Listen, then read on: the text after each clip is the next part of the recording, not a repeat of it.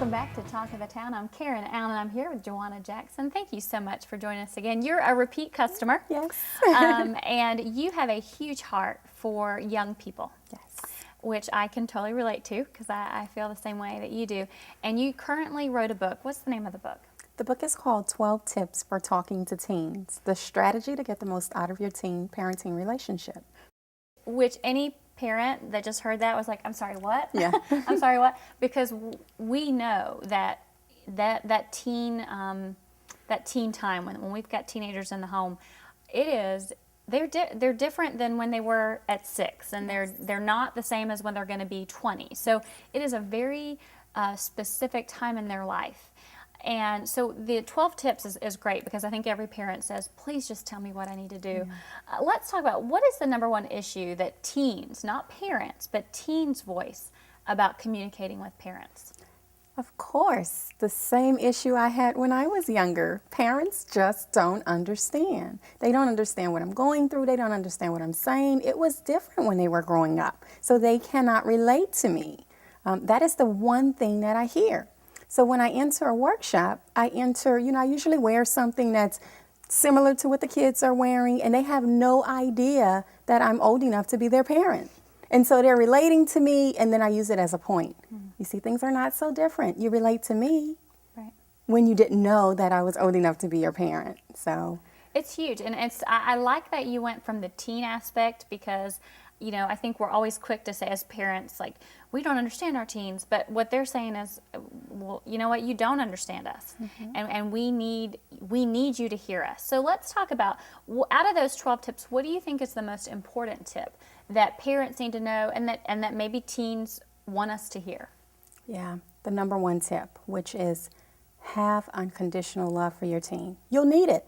They will test you and test you and test you again, but that unconditional love will keep the bond there because they'll know that no matter what mistakes they make, they can come back to you. Your love is solid. And I say to the kids, listen, I got married at 19 years old. I tested my parents' love, okay? But I knew that they would cushion my falls. I knew that no matter what I did, I'm very adventurous. I take a lot of chances, but they would be there for me, and they never failed. So, what are some ways that parents can show unconditional love? Thank you.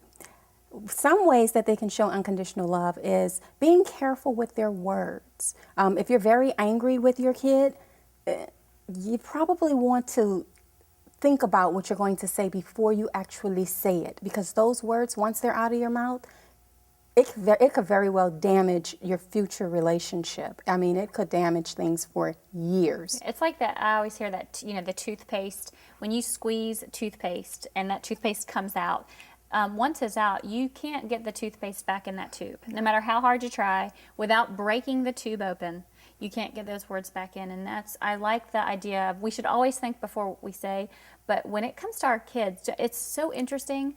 I wouldn't say to you in the way that I would say to you what I might say to my kid if I'm angry with them. Yes. Isn't that interesting? And Yes. so, like, I would have more self-control over a stranger Yes. than I think we do with our kids sometimes. Yes. So we can exhibit self-control and that unconditional love by just being like, am I going to regret this? Is this going to break something? Because if it's going to break something, we don't need to say it.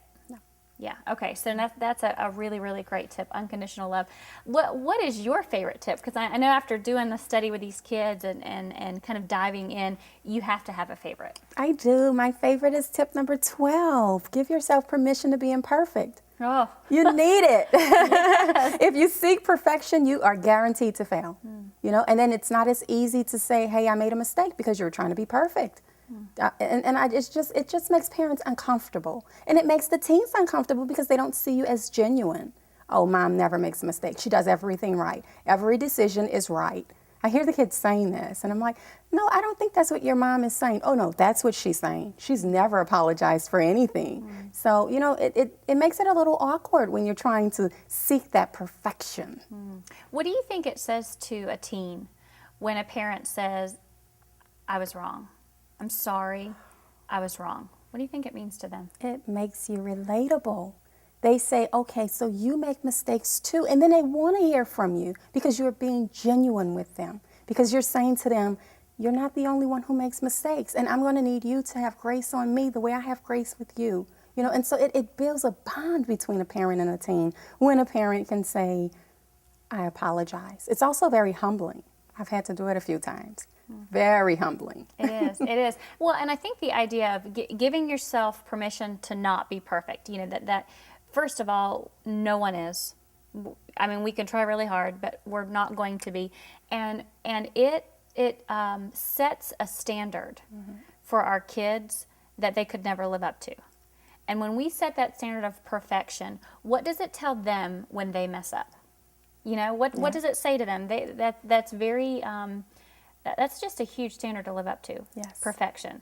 So what were you able to hear from these kids when you say, you know, listen, your parents aren't going to be perfect? Are they like, really? They don't believe me. Yeah. They do not believe me. My mom is always acting like she's perfect, one child would say, and then another, no, my dad never makes mistakes, or at least he never admits it. Yeah. And so it really, it's very difficult for the teens when parents aren't willing to admit that they make mistakes, and when it takes pressure off when you can say, hey, I make mistakes. Yeah. Don't expect me to be perfect. I don't want to live up to that. Yeah. I mean, it's too hard. And I, you know, I've done that with my smaller kids. My kids are 9, 7, and 4, and you know, and it's difficult even at that young age to say, you know, mommy is sorry. I was wrong. I shouldn't have reacted that way. I apologize. And you know, and of course they're so quick to say, okay, I forgive you. Yeah. But I know that will set the trend for when it's not as easy for me to say it, and it's not going to be as easy for them to say, I forgive you. Yes. Great tip. I think that's just a very important tip. Let's talk about getting these teens to open up. If you've spent any time with teens, you know it's like it really is trying to pry a top off of a something that's not going to come off. So what's the number one tip to open these kids up? Well, the strategy I use is very simple. I ask a question and then I listen. Because if you ask them a question, they're going to respond. Now, they may not respond the way you're expecting them to, or they may not respond the way you would like them to, but they will respond. And so that's what I do. I ask the question, and then I'm quiet, and I listen to what they have to say. And then I'll ask another question. And then I'm very careful about not advising them when they don't want to be advised. So sometimes they're simply asking a question, or sometimes they're simply letting me know how they view something. And they do not want to hear my opinion. Now, there are times when they don't want to hear my opinion that they need to hear it. And so in that case, I make sure that I arrange the question so that they're getting my opinion and then they're able to give me theirs in return. So important, because it's so funny. As a parent, we tend to ask the question, and because it's not the response that we wanted or expected, we'll even answer it for them. You know, like you didn't say it fast enough, so let me just answer that for you. And I feel like, you know, as a teen, if they don't think you're listening, they're going to stop talking. they will. Absolutely. And that's a problem. Yes. Because you tell me, what happens when teens stop talking? The whole relationship falls apart. I mean, when teens stop talking, they stop listening. So they're not only not talking, they're no longer listening to you. Now they're listening to their friends. Now they're talking to people who are on the same level as they are with as little experience as they have. So when they stop talking, it's a problem. That is it a really problem. is. Well, as a parent, how can a parent start that conversation? Because if everything's been easy breezy this whole time, they haven't had trouble, I'm sure it's fine. But a lot of them are going to be starting saying, we've had issues before. So how do I start this conversation? The first thing you have to do is sit your teen down and let them know your intentions. Hey, I want to improve the relationship. I want us to be closer. Tell them your vision for the relationship. Tell them where you want to go with it. And then the second thing, which is not as easy, acknowledge your parenting mistakes. If you've had problems in the past, it's probably not only your teen.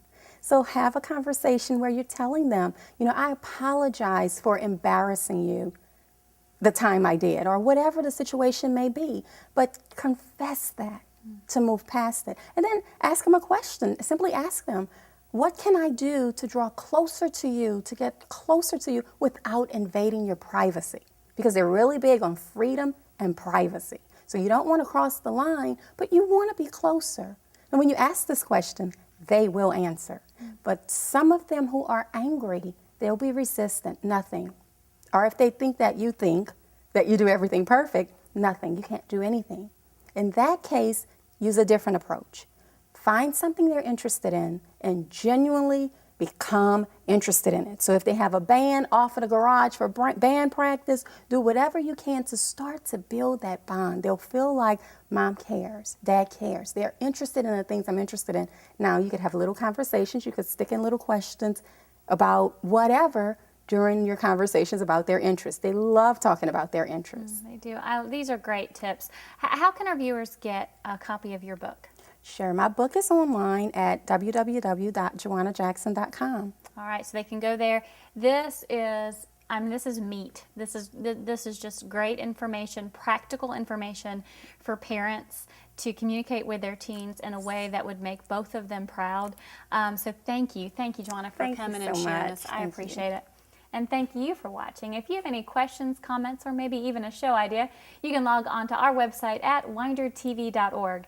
And remember, every time that you invest in or serve our community, you just might become the talk of the town. We'll see you next time.